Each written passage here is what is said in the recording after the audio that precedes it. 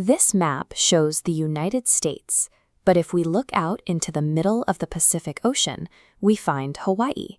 It is the only U.S. state completely surrounded by water, sitting thousands of miles away from any other landmass. Because it is so isolated, you might wonder how land got here at all. The ground you walk on in Hawaii was physically built from the ocean floor by erupting volcanoes. The hot lava cooled in the water, stacking up over millions of years to form the islands. To live on these steep, newly formed islands, Native Hawaiians organized their world using a system called the ahupua.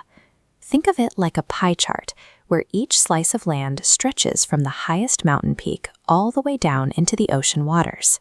The shape of this slice serves a very specific purpose. The tall mountains catch the rain clouds. That fresh water flows down through streams to water the farms in the valleys, and then it eventually empties out to feed the ocean reefs. Everything from the snowy peaks down to the coral reefs is connected.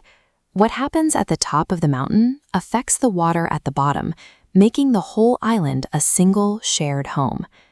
Long before Europeans made contact, Polynesian voyagers sailed across the vast Pacific to settle these islands. They navigated without modern instruments, reading the stars and ocean currents to guide their massive double-hulled canoes.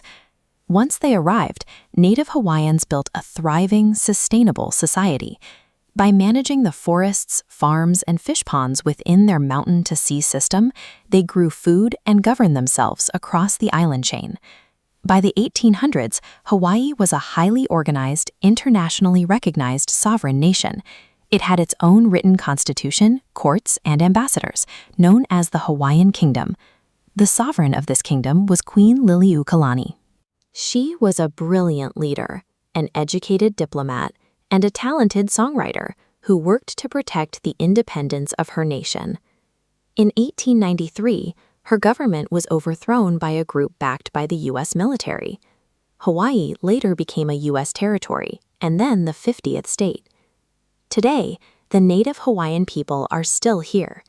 Native Hawaiian history is a living, breathing part of daily life. Families and communities continue to protect their ancestral lands, revitalize their language, and carry their cultural identity forward. If we travel to the very top of the island on the mountain of Mauna Kea, it is so high up that the peak gets snow. The clear, dry air makes it a perfect place for scientists to use giant telescopes to study the universe. Moving down the slope, the environment shifts. On the island of Maui, you find the massive crater at Haleakala. It is a dry, colorful expanse of rock and ash that looks like the surface of another planet. In these rocky scrublands lives the official state bird, the nene. To survive walking on sharp volcanic rock instead of swimming in ponds, this goose evolved unique physical traits, like having less webbing between its toes.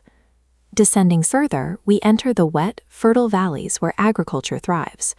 Because of the rich volcanic soil and tropical climate, Hawaii is the only U.S. state that commercially grows coffee.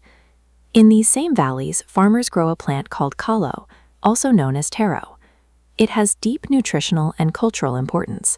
The roots are carefully steamed and then mashed with water to create a healthy, traditional staple food called poi. The steep geography creates incredibly diverse environments. You can drive from freezing space observatories down to warm coffee farms, passing through entirely different climates within just a few miles of each other. Eventually, the sloping land meets the coastline. Today, this is where you will find the state's largest cities, busy harbors, and the center of modern government. Right in the middle of the capital city, Honolulu, sits Iolani Palace. Because Hawaii was an independent kingdom before joining the United States, this is the only real royal palace located on U.S. soil. This diagram illustrates a piece of native coastal engineering. Ancient Hawaiians built massive, curved rock walls in the shallow water to create sophisticated fish ponds.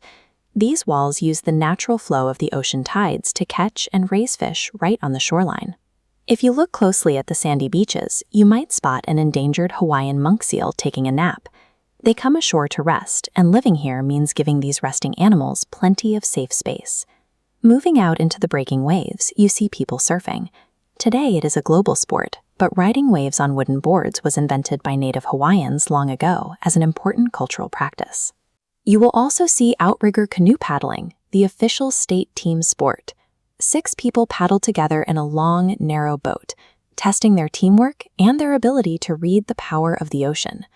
Whether you are surfing, making flower lei, or eating cold shave ice, enjoying the coast comes with a responsibility.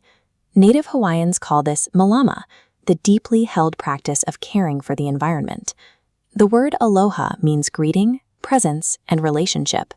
When we act with justice and care for the land, the ocean, and the history of a place, we are taking care of each other.